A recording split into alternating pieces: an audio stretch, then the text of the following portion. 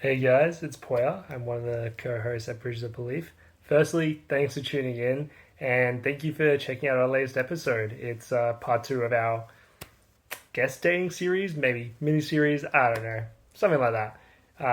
But yeah, as mentioned last week, we recorded an episode and we ended up losing the last hour of it. Don't know what happened there. But we ended up, yeah, we lost the last hour, and so we're like, all right, you know what we're gonna do? We're gonna get back together, get the boys back in town, record a part two. So that's exactly what we did, and that is what you're about to listen to now. Unfortunately, or funnily enough, the last 10 minutes kind of for some reason got cut out. At least it was an hour, but it will end a little bit abruptly, but it does have more of a natural end, and we kind of covered all the bases. So it's not going to be as, you know, abrupt as last week. But because it is going to end like that, I just want to take a moment now to just do a shout out to Josh. Thank you so much, Josh, for being on the episode. You're amazing. Just straight up like dragon energy, just like spin fire. Um, it was amazing. Like, we can't wait to have you back. We have to have you back. You're great, and like, you guys are in for a treat. It's like for those of you that saw Taylor Swift, it's like as good as that, maybe even better. And Taylor Swift was freaking sick. I went on like Monday. No, I went on like Saturday, dude. Like, if you didn't get tickets, I'm my heart goes to you. Like, I hope that one day you can build a time machine and go back in time and get tickets, or go to like an alternate dimension where you have tickets and go to the show, because it was sick. But I think this episode will be just as good as that, if not a little bit better. Anyway, that's it from me. Hope you enjoy the app. Much love, guys. Thanks for tuning in. LeBron James was only no. What's Kobe? Kobe was good because God gave, like, obviously he worked for it, but God gave him all the other things that weren't in his control. Like, do you think Kobe's mindset is something you can just gain, or do you think that's like a God-given attribute? Like, how many people are that obsessed with anything? You know what I mean? Like, it's almost a gift unto itself. I feel sometimes. I'd agree with that. And I think also like the athletic, like just being healthy, not like being crippled. Not being crippled, finding your love for basketball, or like Steph Curry. Like, I thought you could line up 10 kids, all have them do the exact same drill Steph Curry does. They won't become as good of a shooter as Steph Curry. Like, that's, to me, that's also like a God given anointing of like why he's such a good shooter. Interesting, bro, because it's interesting based on what you were saying, because what I find is with performers like that, they have a very, very, very high standard on what they do.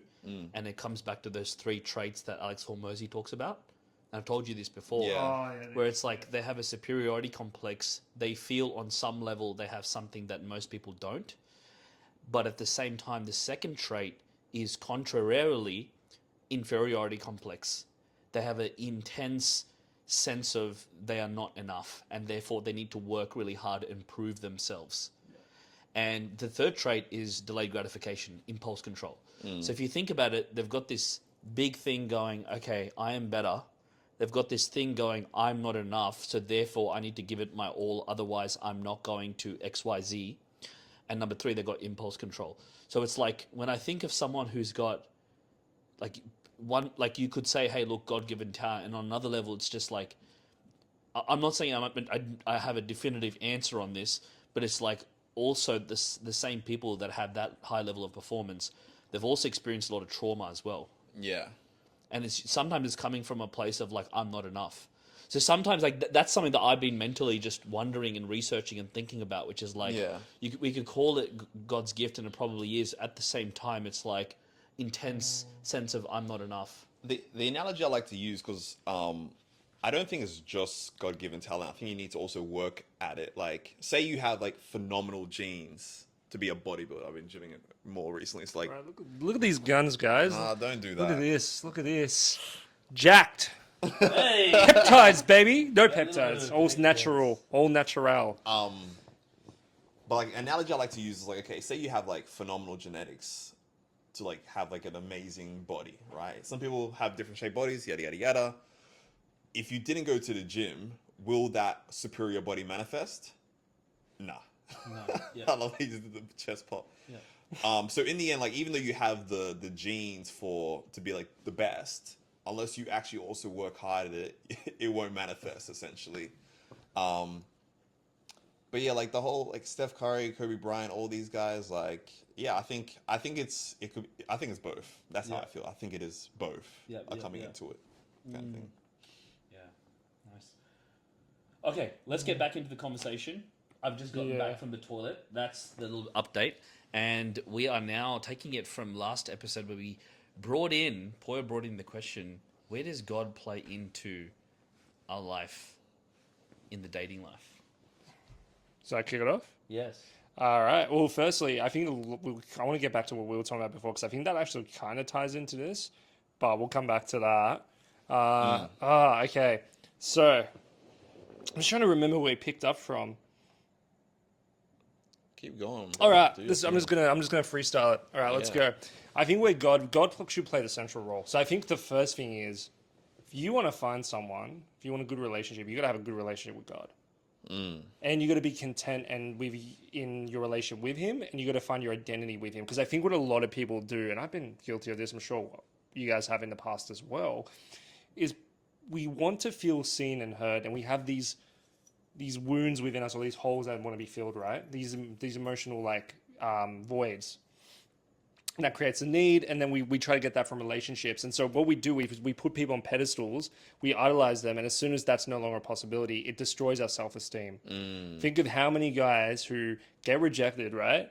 And they're just like depressed for a week. They ask out one girl they like, and she says no, and they just like they're in a slump. They're like Yeah. eating Doritos on the couch like a madman, and you know what? I don't know. Or like, they attack. They get vicious against them. yeah, in a more You ain't. You know. You ain't nothing. So, yeah, who cares? It's comedy. It's comedy. Yeah, no, 100%. I mean, the incel movement, right? And this resentment grows, and I think a big part of that is they don't have, they're getting what they get, the love they need, the love that they crave, the love that we all should get. They're getting it from someone who is imperfect, Yeah. someone who's fallible, right? Instead of God who loves them, who gives His love freely, even though we rebel against Him all the time, and it's available there for us. Who's perfect, that won't let us down. And I think a lot of us will often go to humans, imperfect humans, rather than a perfect God. I got a question for you because I think what you said is like very wise, and I think a lot of people miss that, and they still try to find their everything in a human. Do you like remember like at like what age or what time of your life where you like learned like no one, at least I believe, no one on this earth would be able to actually ever feel me, including my wife. Sorry, baby, if you watch this. Future Mrs. Badu, we're going to the US soon, man. Yeah, but Ladies. like I know it does sound very almost cynical or skeptical about like people in general, but like I don't expect anyone to ever be my all, just because I don't think anyone can ever fill the void or live up to the expectation or the demand of what I want to put on them. Like I feel like it's not fair to that person. Yeah, 100%. You feel like was there a time in your life where you also like feel like you came to that same belief, or do you maybe you haven't? I don't know, but like No, it's funny, I knew it intellectually for ages, right? But it didn't hit me here until I think it was maybe early October or late September last year. And I've mentioned this on the pod before, but I went to this spot that I sometimes go to read my Bible, and it was the first time I really did this, where I had a quiet time. And I was reading Ecclesiastes, and that first bit where it's like everything is meaningless is when I realized, like, none of this will fill me up. Like, I bought the house, I was depressed within a week of buying the house. Damn. I moved to a nice area, and I was even more depressed within a week. And I kept like going on dates and stuff and trying to meet people, and I was still pretty depressed, even when they were going well. I just wasn't happy, and it's like, man, I realized all these things I've wanted my whole life. And my parents used to say this to me. You're like, you're never satisfied. I used to be like, yeah, shut up. Sorry, mum and dad, I love you. Mwah. Like, disrespect like that. But they were right. I was never satisfied. And it's that moment. It was only a few months ago, that moment I realized, like the only thing that really satisfies me is God and having a deep relationship with Him. And it's only like since then that I've started pursuing Him more ferociously. And this podcast ties into that, that I felt more of that peace. And it gives you, and it's like, yeah, you're right. It's unfair to put that expectation on someone because they're not perfect either. And you're not perfect. It's not fair for them to put that expectation on you. Yeah. I was listening to George Jenko's interview with Tony Robbins today, And Tony Robbins was saying like relationships are where you're meant to go to give and to serve. Yeah. And I think like it's hard to have that when you're looking for someone to fill your void. And I say that as someone who has treated relationships and people like that. And now that I'm going to God to have my void filled, it gives me a position to like feed into someone else and others. Like I'm a better friend when I've spent time with God in the morning. Yeah. And I'm less like, I'm more authentic as well, to tie back to what you were talking about, Kevin. Yeah. What about you guys? What's been both your experiences with that? When did you guys realize? Um, And feel free to say you haven't realized. Like, we're not saying you have to have had that same conviction, but Yeah, I mean, yeah, I would have to really answer that question, really explain my whole story about me surrendering to God, which I'm not going to go to now. But I do want to touch on one of the points that you actually said, which is surrendering to God versus kind of putting it all in a relationship. And I think this doesn't just talk into romantic relationships, but also all relationships in general, because I've been in positions where, if I'm being really honest, me and Poi are really close. We're pretty much best mates, right? If my wife's listening to this, she actually on the phone when Poya calls, she's like, "Oh, is your mistress calling?" So What? yeah, mistress. Yeah. That's such a bar. So it's so funny. What shade to throw? I love So- you, Lisa. Anyway, in saying that, sometimes I find myself.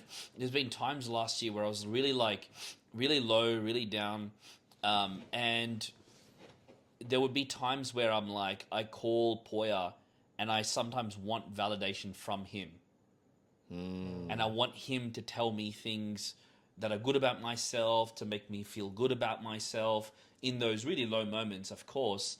And it's like, of course, like we as a human, like sometimes we need that from people. And there's been times where probably it's been like that for you as well, for me, right? And I remember saying this to you, and I remember when I was saying this to you, I also meant this for me too, which is that I think the right order needs to be that number one, we get our validation from God, because God is the only one that can love us unconditionally. I was listening to a podcast that talks about in a relationship or even in a marriage, it's conditional love. Yeah. Because if I cheat on you and I do it again and again and again, if you're healthy, you're not going to be with me. So there's conditions on that. Whereas God, no matter what happens, he will love you no matter what. That's not saying that he's going to tolerate everything that you do, but he's going to love you no matter what happens again and again, right? So the first order needs to be, number one, it's God. Then you need to be able to get validation from yourself, because you can't fill anyone else's cup if you haven't actually filled your own cup. And then third, it's not that you never have to rely on friends or a partner or a spouse. It's that you can, but they just come third, right? Yes. You can. There'll be moments where, like for me, I know that this year that order has kind of been in there more in place than in any other year, where I go to God, I surrender to God, and I also am connected and I love myself. I'm there for myself. It reminds me of that speech that that Snoop Dogg gives, where he's just like, and lastly, I want to thank me. And I love that because, a lot of Christians will look at that and be like, oh, so much pride. But no, I think that's okay to have as long as it's in the right order. And then the next thing is you rely on your friends. Sometimes there's going to be moments where you come to your friends and you're like, I've got nothing left and I need you right now. And that's okay as long as it's in the order. That order gets messed up, you're going to friends, you're going to partners, you're giving in, you're like, breaking your own values and beliefs to meet your own needs and get validation from other people, which isn't healthy. So I think that right order needs to be God, yourself, and then your partner or your friends. Yeah, no, I think couldn't say it any better. Especially because, when you do put others at that top spot, that's when you make them an idol and you start to, like you said, you'll begin to compromise and do things that isn't in line with what you should be doing or who you truly are. Yeah. I remember one time I was on Hinge, and there was this one female that I matched with, and from the get-go, banter was like boom, boom, boom, boom, boom, like burning very bright. And then and then out of nowhere, just like picture this, like say like we're talking back and forth for an hour straight, we're like laughing, good vibes, good energy, and all that stuff, and then boom, just completely ghosts me and stops responding entirely. Now, I'm telling you right now, I know it's going to sound like, oh, you must have done something. If you look through the thread, you would have not got the hint that I had done anything wrong, because just before that was the energy was like showed a lot of interest. But in that moment, I said to myself, like, you know what? I don't care, because she's a very cute girl as well. I don't care how cute you are or someone is. If this is how you treat someone, if this is your character, I was like, I want nothing to do with you. Yes. And I think it's in those moments where it also lent to my idea of I don't put anyone on that top spot. Yeah, great example. Because once again, whether it's your fault or theirs, it's too much to expect from someone else, because it's just humans are humans in the end. Yeah. Humans gonna do what humans do.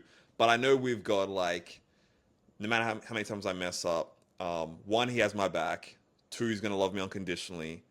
And it's like an infinite amount of things that you can be grateful to him for. That's gonna make you a better human as well. Like, it's where do I go from it? Like, there's too much to say about it. Like, it's crazy. And bro, and I also just want to speak into what you were saying about the fact that you said, okay, cool, if this is the girl and this is how she's going to be, then it's not for me. And I know there's a lot of people out there who would probably, number one, react the same. There'd be probably some other people who would say they react the same, but probably wouldn't. And then there's also a large group of people who wouldn't be able to take that. And most of the time, what they'll do is they'll do anything to please the girl. They'll give in to whatever they need to do. Like, they'll just give in to that. And I think that comes down to, this is why I think what you brought up was such a great example. That's just simply your priorities wrong. That just means that you're putting their opinions and their perspectives and who this girl is on a pedestal, and you're putting yourself after it, where you put yourself and you go, yeah, I'm happy to get to know this girl, but if this doesn't align with my values, and you're not putting her on a pedestal, then it allows you to operate in the best way possible. Can I just... Oh, yeah. Hopefully, don't forget your thought. Don't forget it. No. Got it. All right. It's funny, like, there's a lot of different, like, dating movements. You got the red pill movement. You got, I don't know, purple pill movement. You got... What is purple pill, by the way? Purple pill's like, they're not red pill, but they're not like the contemporary modern age version of dating. It's kind of like they want a bit of traditional values, but also they don't fully subscribe to, like, saying, you know, just like what the red pill movement is. Like, they're not fully on that side. They're still a bit more relaxed on it. But I'm probably not the best person to say what it is, rather than, like, if you go and look into it. Literally, as I was coming here today, this is the first time I ever heard the word purple pill movement. Have you heard of black pill? I've heard of black pill. Purple pill is the first time I've ever heard it. So I just thought, if you're bringing this up, Preach, huh? Oh yeah, they're probably what you might put as like a purple pill. Aber and Preach. Right. Yeah. Do you know Aber and Preach? They're YouTubers. No. He married, bro. He ain't got time for all this. I was watching a lot of Aber and Preach when I was getting my first relationship. And, like, you kind of know how Aber and Preach are, right? Like, you wouldn't call them red pill, right? No, they're not quite. But they red also pill. still call out BS. Yeah. You know what I mean? But that's okay. That's It beside the sounds point. more similar to us. I would say, yeah. Yeah. So there's a lot of different, like, dating gurus, coaches, whatever you want to call them out there, pundits, whatever. And generally speaking, you hear a lot of certain buzzwords like, oh, you're high value male, are you this, are you that, hypergamy, yada, yada, yada. I know why you... No, because it's I I know why you were going to give that to me when he said high value. Oh no, I thought you just want to capture your vocal No. additions. Okay. Go for it. Hypergamy, go get your money up, be in shape, fit, and those things all have their place. I'm definitely not trying to hate on the idea of that. But there was this one dating coach. His name is Dante Nero. He's a bit of a I've heard of this guy. he's a bit of a different kind of dating guru, because I think his past was he was a pimp, I think. But I know I'm not saying I agree with his profession, but when I do hear some of his, like, ideology when it comes to dating, I actually thought it was, like, more switched on than what a lot of people are saying. Okay. because he actually kind of subscribes to what you say, Kevin, Yeah. about being authentic. Yeah. And he always says, look, if you're going to be going and seeing a girl or she's seeing you, you already know that the thing that's going to make that relationship last is not the person's looks, it's not how fat their ass is, it's not how much money they have. What's going to make it really last is you knowing that you can trust them, integrity, that you have security in your identity, they have security in theirs, and that you guys properly accept who each other is. And he made a point to say that the things that really matter most, this goes back to priority, is the internal character traits, not the status, conditional or circumstances that you're in. You know what I mean? And I think that obviously, like, God is number one, but like the idea of people, many times we always misprioritize what should be number one. Like, we go, oh yeah, make sure she's good looking, she's this, she's that. And then what happens? You get ghosted by the girl who you just had like a hour long banter with, and then she just ghosts you because the things that were most important for a long term sustainable relationship weren't available. Like true character, true integrity. Yeah. You know? Yeah. Someone get the Bible app out. Someone get the Bible app out. Let's You go. want the app? Proverbs. Ah, What's I got Proverbs you. 31? We're on it.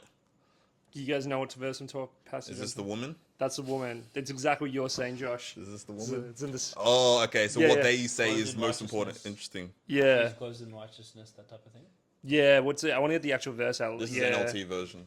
Yeah. Let's do it. NLT. All right. Just like BLT. I like NLT. I've never read NLT. New Living Translation. Alright. NLT is fire. Wife of noble character. Let's go, fam. Who can find a virtuous and capable wife? She's more precious than rubies. Her husband can trust her, and she'll greatly enrich his life. She brings him good, not harm, all the days of her life. She finds wool and flax and busily spins it. She's like a merchant ship, bringing her food from afar. She gets up before dawn to prepare breakfast for her household and plan the day's work for her servant girls.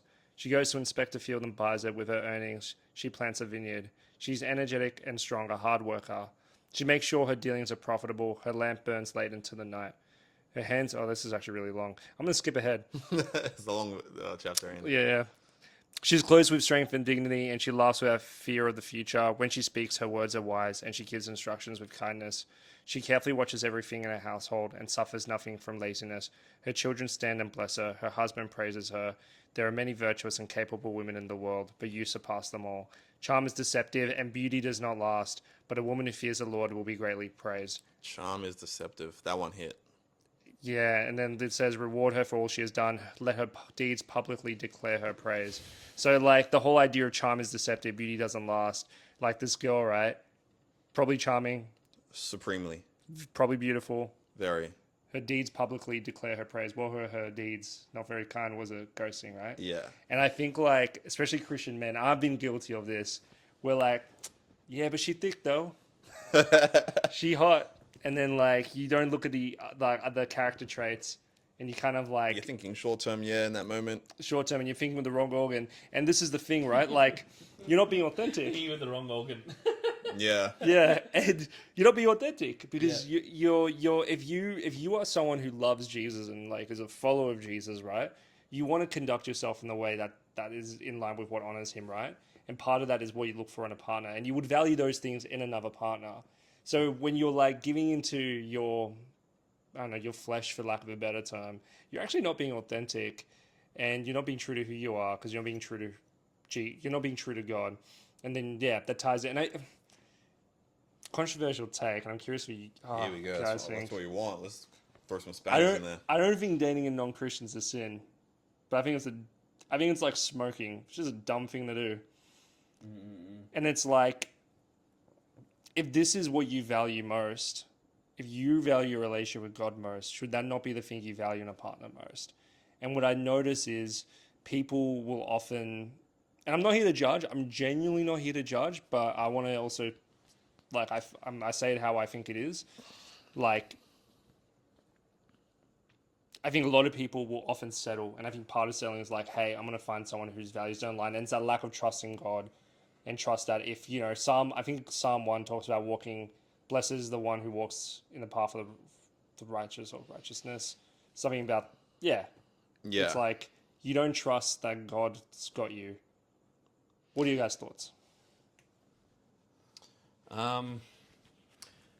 You've opened up a few can of worms, but I want to talk into one of them.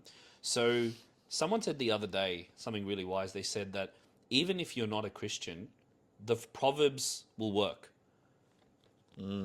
So it's almost like in the Proverbs, there's not really much of a mention of Jesus. It's just wisdom, right? Oh yeah. It's wisdom.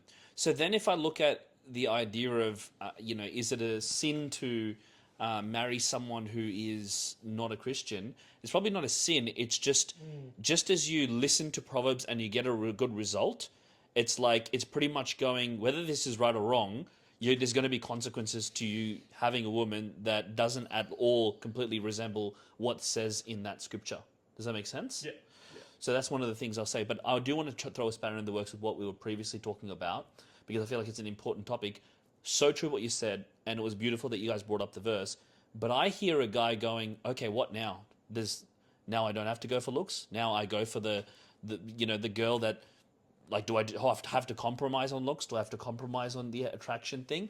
So, because I know these are things that Christians are sitting there thinking about. Yeah, I understand. Because what I don't like is when we go to church and we hear one thing and someone drops a perspective and goes, yeah, but there's another little part of us that goes, yeah, but like it genuinely wants the attraction. It genuinely wants the looks, and it likes that. And it's like, now this thing is demonized.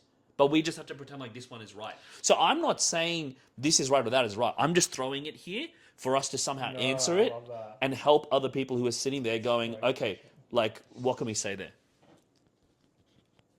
Well, Josh, you want to go first? Yeah, I was gonna say you actually kind of already answered that. Yeah. But it's good to kind of reiterate it, which is about prioritization. Like, at no point did any of us say looks aren't important. Like, no one said that. Looks are important. We just said that shouldn't be more important than someone's character. So, it really, end of story. If you're going to prioritize it, what's going to last? Will their looks and charm be what makes it long-term and sustainable as a relationship? Or will it be their character and their integrity? And their fruits of the spirit. Yeah. So now kind of taking that and now making it a little bit more practical, it's like, so let's just say I'm at church, there's a girl. The first thing that's going to attract me is not her character, because I can't see her character. It's going to be the looks first. So if I'm hearing this right, it's kind of like for the people listening and stuff, it's almost like, okay, yes, I'm going to be attracted by looks, and that's okay. But then it's like, now once you're attracted by looks, then it's like going, okay, but like the character that she's showing me right now, is that something that I want to be with? Is that would that be how it kind of plays out from a practical standpoint?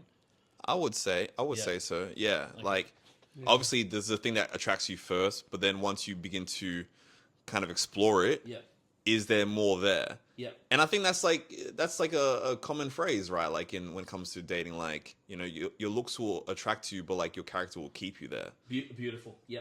Cool. Beautiful. And I think that's so good, because now it's like, like people have something practical to, because I don't want people going there now and listening to this and then going, oh, I find her attractive, and some part of them is just like, oh, well, like, no, I'm supposed to just go for the character. I think it's okay, because you feel more aligned going, okay, I find you attractive, but now I'm not going to make the mistake of going, oh, just because you're hot, then I'm just going to like forego all my values and what I believe in a good girl is.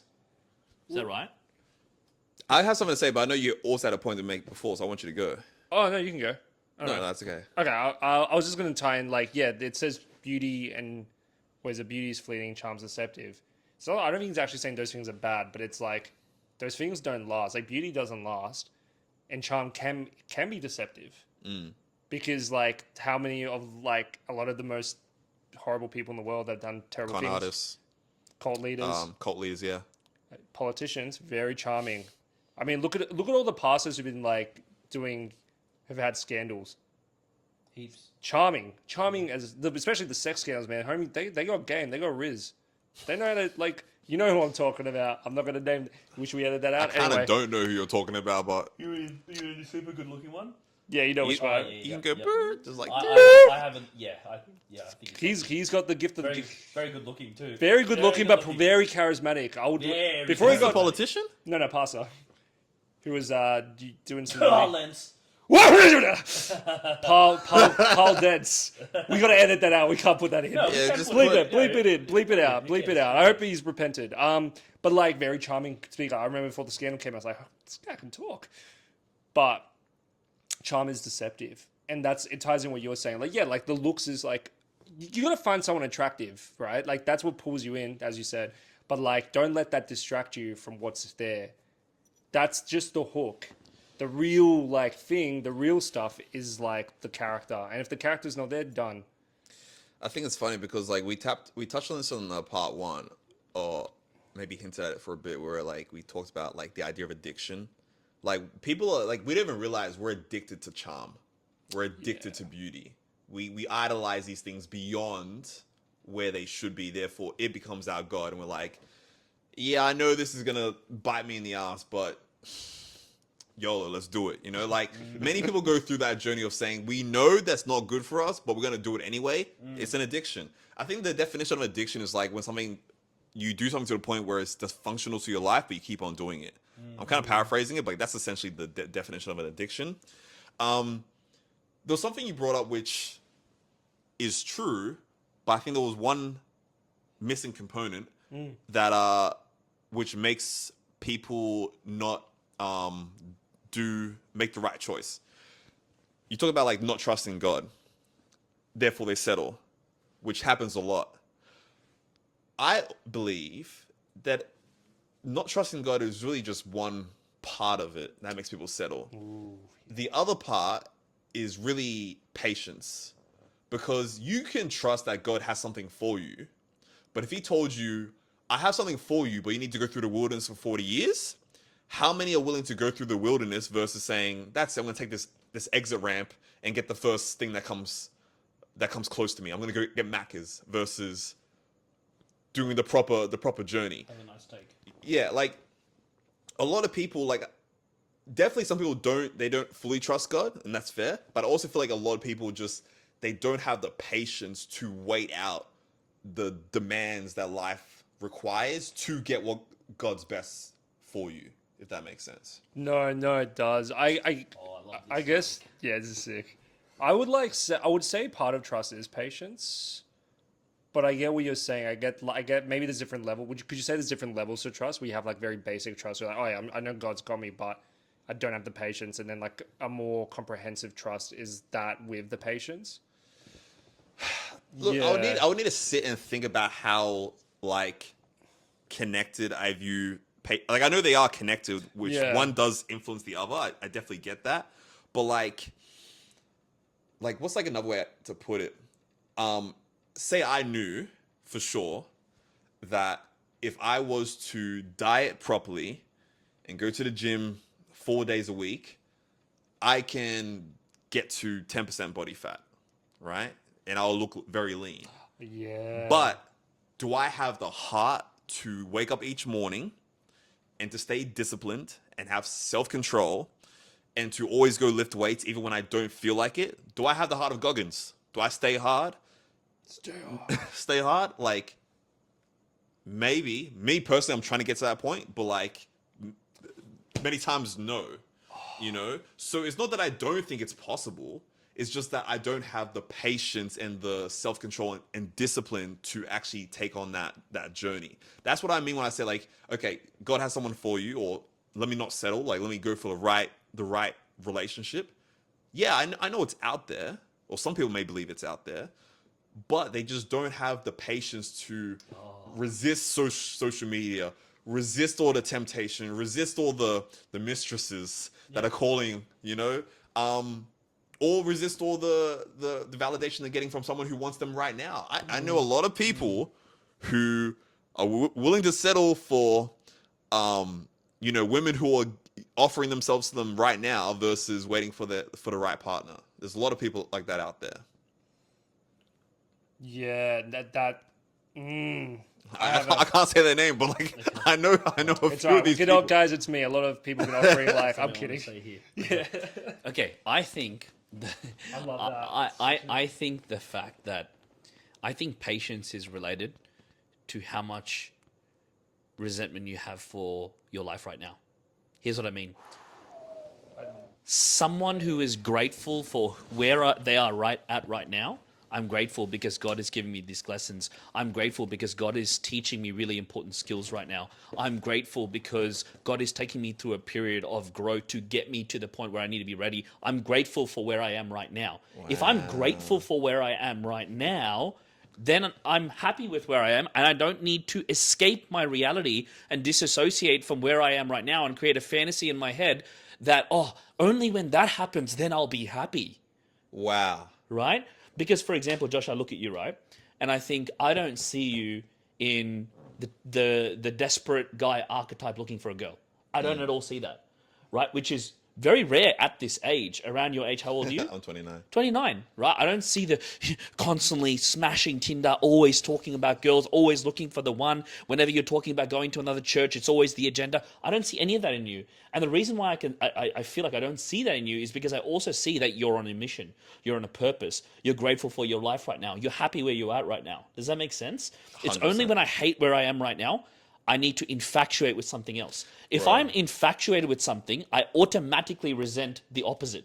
If I'm infatuated with the mystery girl that I love to have sex with when I go overseas and travel, then I'm automatically resenting my wife. If I'm resenting where I am right now in my life, then I'm infatuating with the future fantasy of how my life is supposed to be.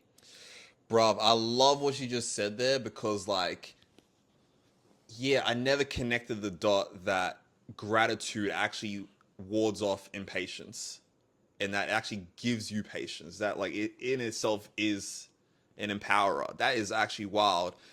And I'll say one last thing and I'll throw it to you, Poya. Like, the idea of me not having to be obsessed with finding a female now is because, like, picture I'm an addict.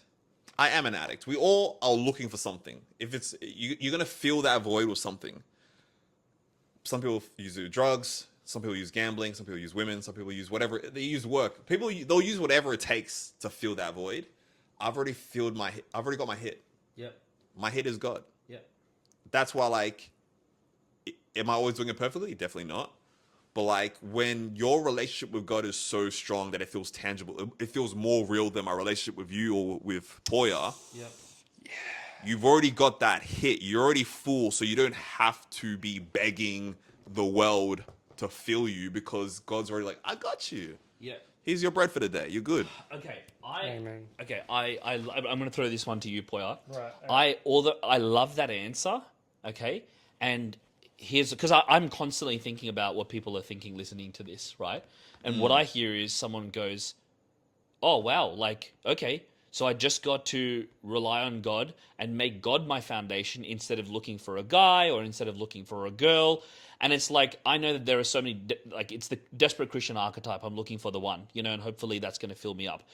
And you got to fill that up with God. Now, what do you think they hear every single sermon they go to church? You got to fill that up with God. You got to fill them up with God. How do I do that? Right? So, yeah. so before I get into this, like I do agree with them 100%. Yeah. But what's the practicality of it? What's the versus- practicality of it? Unfortunately, to make this a little bit more complex, I think it's got to do with attachment styles as well. And I know that that's going to throw in a whole nother element to it. Throw it in there. I want to learn. Because I definitely, I'm not coming at like from an expert perspective, but I know that's got something to do with it. I do also think it's got to do with childhood. It's got to do with trauma. Yeah. He's more of a secure type, right? So it'll be Yeah. easier for him to say those things. I would say more so. I'm probably a very secure type as well, and I have some avoidant and attachment as well. But I think I can really resonate with what you say. So I'm going to throw this one to Poya because I feel like I've opened a can of worms, and I want you to take it from here. Save us for you. All right. Navigate us, bro. Okay, so first things first, got a great book on attachment styles I want to recommend called Why You Do the Things You, Christian book on attachment styles. I used to have a disordered attachment Why you style. do the things you do. Why You Do the Things You Do. Yeah, great book. An ex-girlfriend bought it for my birthday. Definitely was not her trying to say something. Anyway, thanks for giving me that book. Hope you're doing well. Be weird if you're listening to this. No, really, I hope you're listening to this. Yeah, share it with your friends. Shameless plug. Shameless plug. It would be funny if she was listening. She's like, oh, okay. I hope you're doing well. You doing well? No, genuinely, I do hope you're doing well. She was great. But she brought me this book, fantastic book, really helped her as well. And I was a disorganized attachment style, which is both avoidant and anxious, which is the worst one. That's you're constantly on edge. Can you give a quick, brief description on each? Okay. Yeah. Let's jump in because I do also have a protocol for how you connect with God that I've been using, and I want to jump into that. Okay. Do you want to just keep going, Kevin? Yeah. So secure attachment is you believe you're worthy of love and that that people can give you the love you need. So that's like Captain America is a good example of that. You're just very secure in yourself. You're not scared of being abandoned, but you're not scared to have the hard, conversations and things like that. You have then avoidant attachment, which is like you believe you're worthy of love, but you don't trust that people can give the love that you need. And so you get really obsessed with things. You put up walls. You don't let yourself have conflicts with your partner because you're scared of going into that sort of emotional space. Because that when you're a child, you were hurt. Tony Stark, great example, very obsessed with things. A lot of people who are avoidant, very obsessed with their career or like certain hobbies. Anxious attachment is people who are very clingy, very scared of abandonment. You believe that you're not worthy of love, but you believe people can give you the love you need. Spider-Man. Yeah, Spider-Man. Tom Holland Spider-Man specifically, I would say. But yeah, Spider-Man. So people are very scared of abandonment, very, very clingy, very like, don't leave What's me. Bruce Wayne? Avoidant. Avoidant. Superman secure. Yeah, Superman is secure. But yeah, Bruce Wayne's perfect example of avoidant for all these walls up there. That's why he's bad because he can't deal with his process. He's like, I'm gonna go beat criminals up. That's what's kind of interesting about Batman. The whole Kobe thing as well. It's like Kobe's so great, and it's like in this particular example, what Poyer's saying is like he becomes Batman. He becomes so great because he is avoidant as well. So it kind of helps. But anyway. Yeah. Okay. So you have that, but there is. Before I get into attachment styles, I do have a protocol I want to run through for how you connect with God, and I found this really helpful. So this is a process I've been doing in the morning. I want to outline it. I wake up, I take my Bible, go into my quiet place, my desert, because Jesus went to the desert, solitude. I use my car because I feel very intimate in there, and I just for 10 minutes I'm silent, and I just try to think of God in His presence. And I just do that for 10 minutes. I don't say anything, and if I get distracted, I come back. It's like mindfulness, but it's God's in the center. And then I'll pray a psalm, and then I'll just pray whatever's on my heart, and then maybe I'll read a scripture or a gospel. Sorry? No, sorry, I cut you off. Keep going. Oh, no, I was just going to say, do that for 2 months, and then send me the results. Because I do think that will help, but we do need to go deeper as well, because I think you're right about it. Sorry, Josh, what were you going to say? Sorry. Yeah. Attachment style is important, but also what you're tapping on, I think, is actually super, super important. Question. Yeah. For everyone, do you believe God's conversational? Yes. It depends what you mean. Yeah. First answer is yes, but also depends what you mean. What do you mean? Yeah. How would you define conversational? Like your life is an ongoing conversation. Like you and God will have an ongoing conversation throughout your life with many different areas: purpose, relationships, who He is, His love for you. It's a relationship. Yes. Yeah. So okay, Kev to Lisa, they're married. They have a relationship. Their relationship is a conversation. They're always continuously talking to each other and exploring each other. Yes. Right? That's what I mean when I say, do you believe that God is conversational? In my experience, yes. And I think it's a matter of the way you have that conversation. So yes, and I think the way that what that looks like, at least for me, is when I talk to God, if I just acknowledge His presence, or even just occasionally, let's say I'm driving, I'm just like, God, thank you for this tree, it looks cool. Or thank you that I haven't died yet on the road, right? That's me talking to Him, and it's the more that I'm aware of His presence, and the more that I keep like, because I think there are times where I don't know if you guys have had this, but I've had times where I've actually forgotten about God. I'm like, oh yeah, he's actually there with me. Like genuinely, it terrifies me when I do. But Like, you like forgot he exists, or that he's like with literally you? for a split second, I'll just forget. I'm like, what? This guy, like, yeah, God exists. It terrifies me, and I'm embarrassed to admit that. And I try to, and I've That recently, happens to me all the time.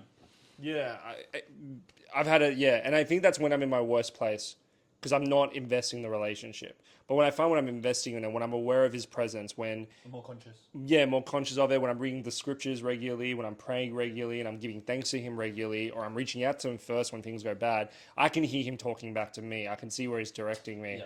and it's like things will just kind of like, it's even I can't even explain it. It's like I just know what the right thing to do is, and I know what steps I'm meant to take. Like this podcast, I know that this is a good step to take. Yeah. Like every time I've done stuff here, weird things have happened. Like, and I know that, and it's weird. I had a friend call me the other night. Shout out to Manuela. Hola, she's great. She's so cool. I love her. She's ¿Cómo great. estás? No, I'm playing good. Yeah, guys. She's from Venezuela. No, I'm just kidding. She's from Colombia. She hates it when I say that. But she like, I had a lovely chat with her, and she was like, "I love this podcast." Like, she was telling me all the stuff she found helpful. Hope she appreciates the shout out. And like, that's like God. I felt like that's God talking to me by Poya. Like, you and Kevin need to do this, and even Josh, you need to do this. Like, this is having a positive effect on people's lives. Now, if someone came up to us like everything you're saying is heretical and stuff, I would see that's okay. Like, and enough people said that. It's like, oh, okay. Like, God's like, Oh, even when I was in my last relationship, I remember so many people like you, Kevin, a few others were like, yeah, I think it's time for you guys to nix it and end it. Yeah. And like, yeah, they were right. And God, I feel like God was speaking to them. And I knew in my head, I kept like hearing like, yeah, you both need to be apart from each other. And I think it was the best thing for either one of us. I like, if He will bring each other down. And yeah, what are your thoughts? That's kind of how I love what you shared. And I love hearing about how your experience of you and God's relationship has gone. Because I'm very curious how everyone experiences their relationship with God. Because I feel like I think everyone does have their own unique version of how God speaks with them. Like how I deal with Kevin is different from how I deal with Ploy, different how I deal with my brother. And I think God's the same. I feel like He doesn't, obviously He treats us all with all utmost love, but it's like there's different nuances on how He deals with everyone. Yeah. Me saying is God conversational, to me, I believe is super important, because if the answer is yes, that is a big factor about one of the initial questions we had of building, I guess, faith, trust in God, and patience. Because if you don't believe that your relationship with God is conversational and that He is actually speaking to you, how can you grow that relationship to the point where He becomes your all? Like, you can know that, okay, God is your Lord, He's your Savior, He's all these things, but when He becomes like your best friend, your lover, your father, all those things, which He is, but like, are you living in that dynamic? That's when I feel like your how you view God goes to another level. Because I'll talk about my own experience now. That is when I felt my cup fill. That's when I've now been convicted that God does have my back. It wasn't from a pastor saying, God has your back, therefore believe. It wasn't from that. It was from my conversations with God, of me knowing God's talking to me right now, telling me, I've got your back. I love you. I don't care what you just did. You're still mine. And that's when it was like, okay, if I receive all this love from God that I'm convicted of, not just a pastor telling me this, you know what? I really do want to make you my everything. And all the other worldly stuff, like, yeah, it's fun, and sometimes I do slip into it, but in the end, it's like, you have nothing on this, you know? So, but I do believe that that's something that comes out of being conversational with God, because it's a relationship, not just something you heard about on church, and then you're hoping that maybe He's there. I don't know if He really speaks or not. Like, no, He speaks. Have you heard Him? Have you grown in your ability to hear Him? I know it's probably easier said than done, and can still sound a bit theological, but like, there's a lot in that. Yeah.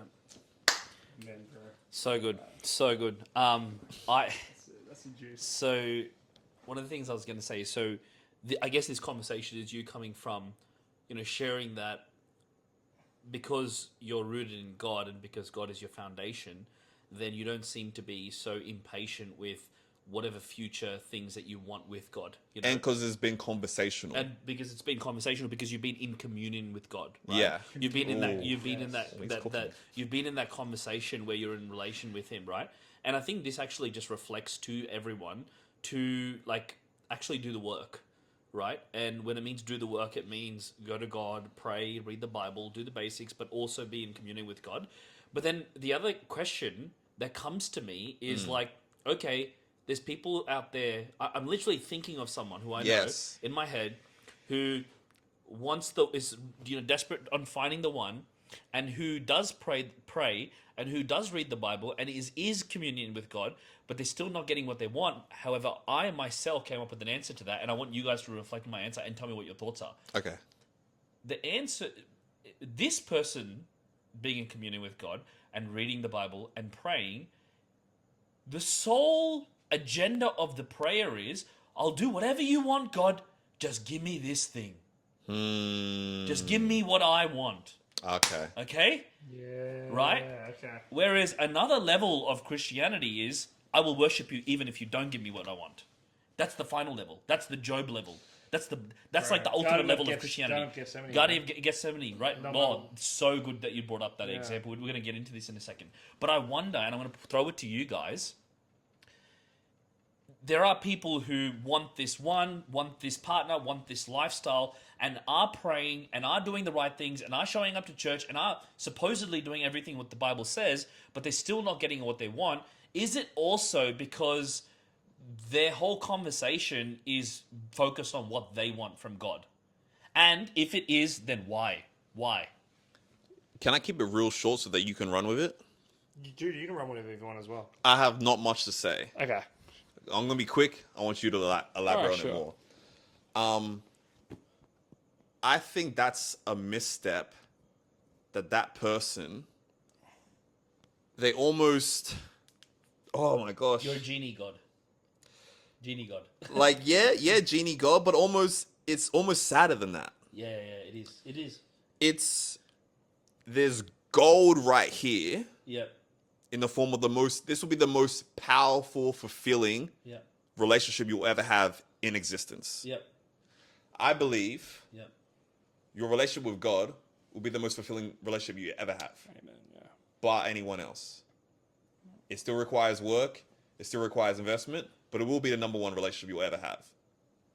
Because what's God say? Love God with all your heart, soul, mind, and strength. He literally says, put me number one above everything else. Everything else, yes. So if he says, put me above everything else, what do you think he's going to give back to you? Like, that's going to be, nothing's going to compare to what you have with God. Yeah. Now, imagine that's the aim, to hit the point where, like, you and God are like, you know what I mean? You're dancing, you're in stride with each other. But rather than going for the number one gift you can have in existence, which is your relationship with God, you're going for some low-hanging fruit. Yeah.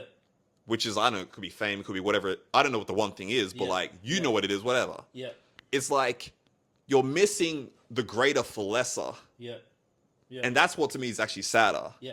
And I wonder, I also want to ask you this, because people do that and are going, okay, I'd rather seek this one relationship that I want out there, and God, give me that instead of your presence and the relationship that I can have with you and all the fruits and gifts that come with it.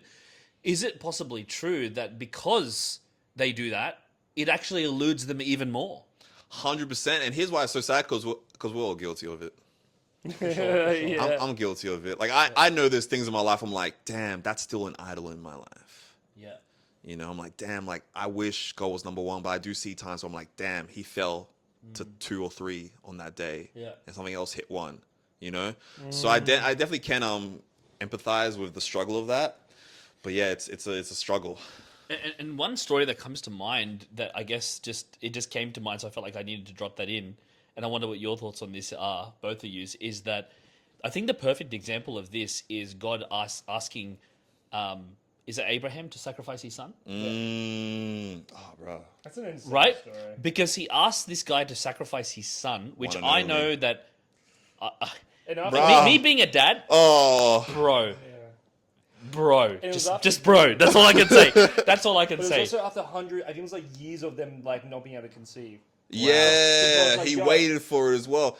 Kev, like legit, like yeah. Can you kind of go into that frame for a second? Like how much would that? I'm gonna paint the picture, but I'm gonna let you guys like dig deeper on it and like uncover the gold there. But essentially, the example is we're talking about, hey, we as Christians sometimes we end up using God as a genie, and that's okay. We all do it with different things. Like, God, give me this one thing. God, I want this one thing. But what Josh was talking about is sometimes we can want that one thing at the expense of not being grateful for his relationship and the gold that he can give us by just being rested in him, right?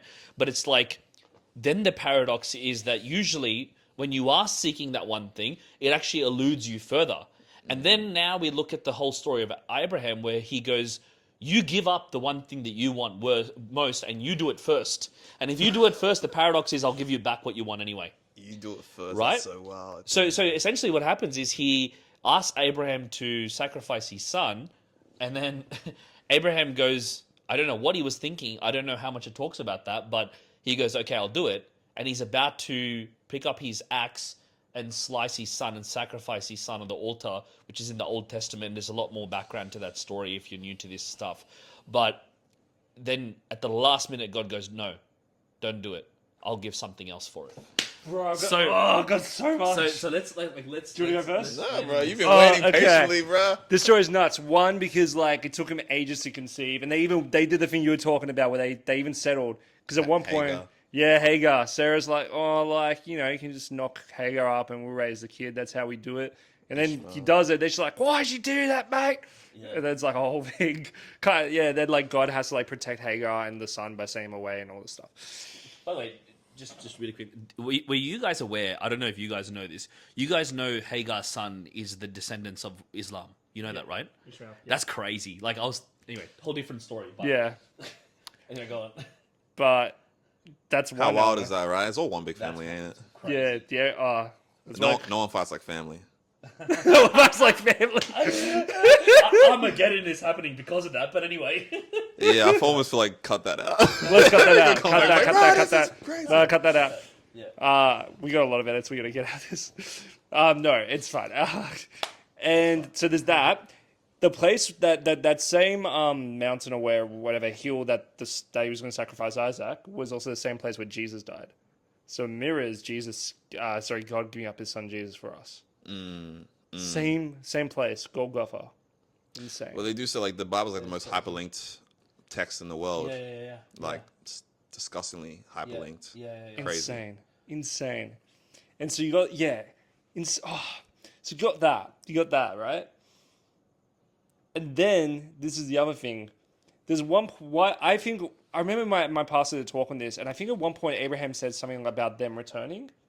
So he knew. It seems like he may have known that Isaac was not going to be sacrificed. So he trusted God, and he trusted God's character and goodness that it was going to be okay, no matter what. I think it's a very eternal mindset. Yeah. Like I think, and here's the thing, my theory is that in Abraham's waiting and going through not being able to conceive for that long and then it actually happening and you know that it was God and God so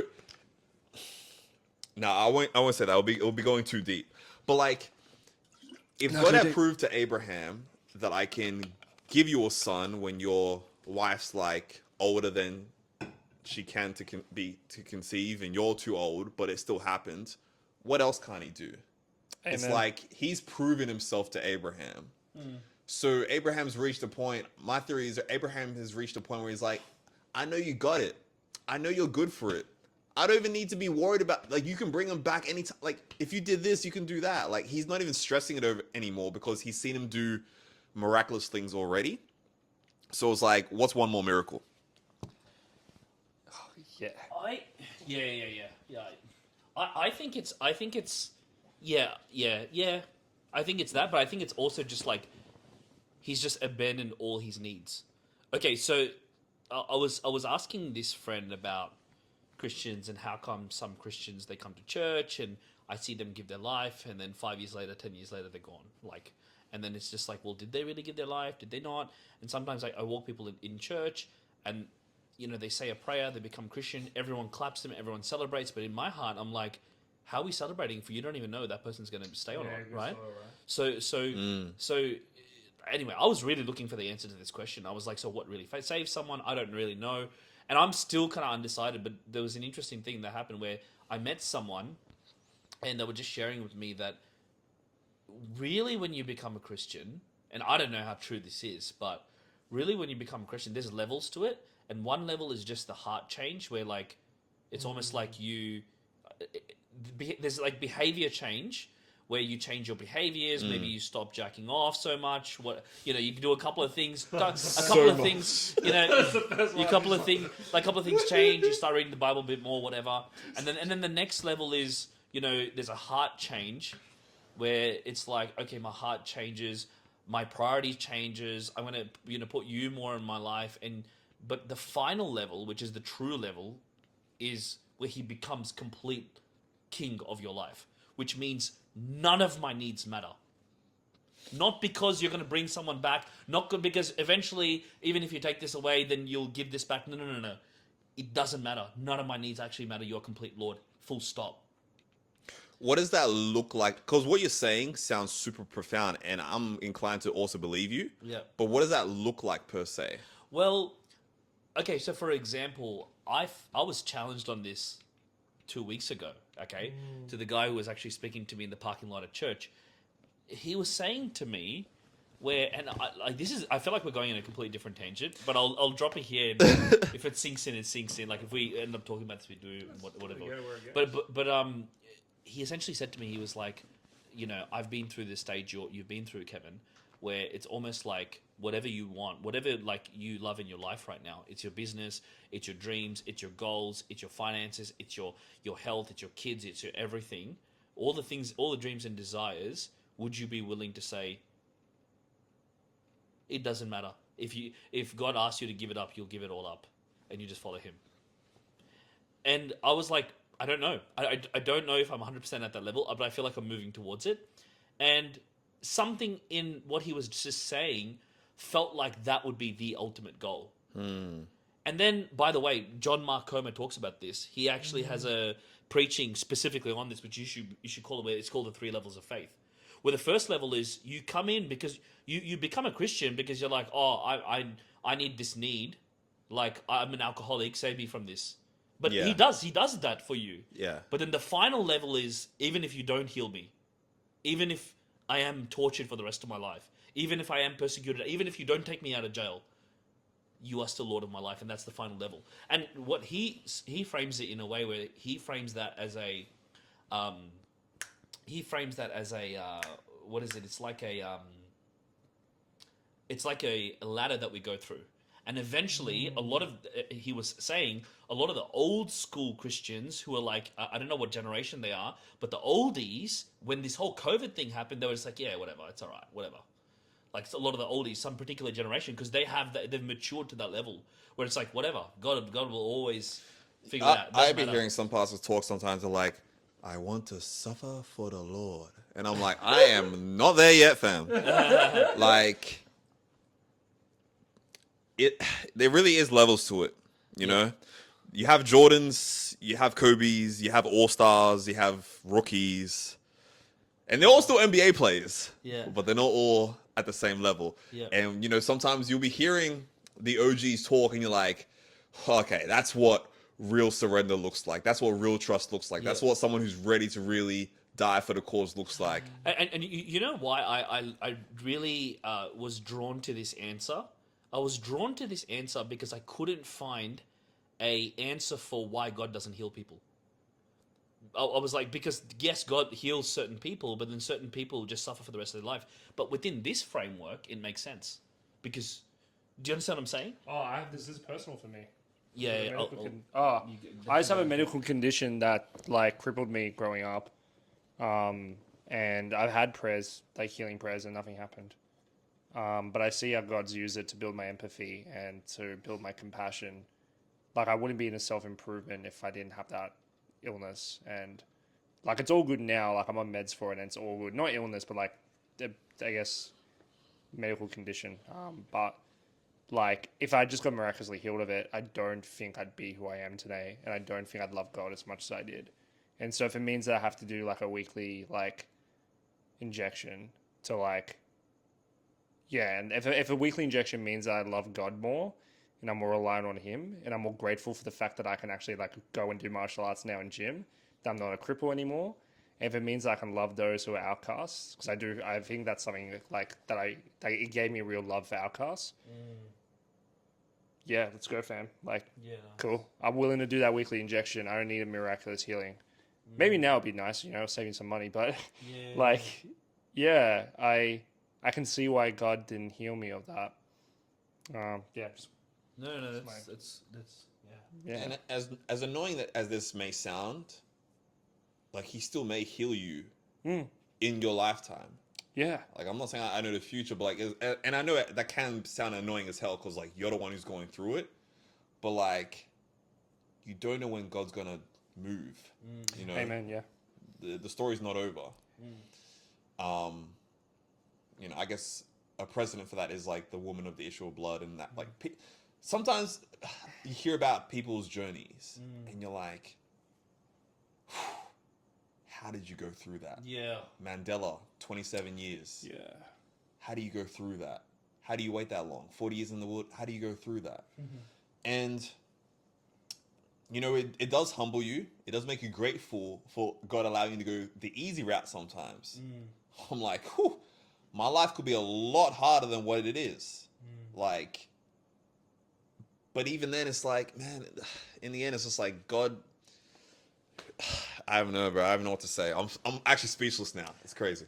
it reminds me of the Garden of Gethsemane when Jesus is like, before he's about to get killed, and he's praying in the garden and he's sweating blood. He's like freaking out. He's like, oh. Like he's actually freaking out, and he's like, Father, take this cup from me, but not as I will, not my will, your will. That's so. And I think it all ties into all of this. Both my both my like medical condition, people looking for the one, and they're obsessed, and they're like, oh, if I like game with God, he'll do it, treating God like a genie. Firstly, God's not a genie; he's a father. He's not. He loves you too much, or respects you too much. Be like, here you go. I can't click, but you know what I mean. He's just, there we do it go. for you. Oh man, you always I got got me. you. He's a father. He guides you, right? And a good father will not give you something if it's bad for you. So if you don't love God, which is the most enriching, as you said, it's the gold, right? And you want some like, I don't know, like really old pear that's like got all these brown spots on it and it smells. And you can have gold. Why would God give you the pear? Like, oh, sorry. Sorry for cutting you off. No. Can I say this as well? Like our journeys and suffering is such like it's very bittersweet. It's sweet in hindsight, but very bitter while you're going through it. Yeah. But as you look back, you realize sometimes your suffering wasn't for you; it was for someone else. There was someone else that God was using your life and using your suffering to bless. And the perfect example in that self is Christ. Christ didn't suffer for himself; he suffered for the world, right? So if we're going to be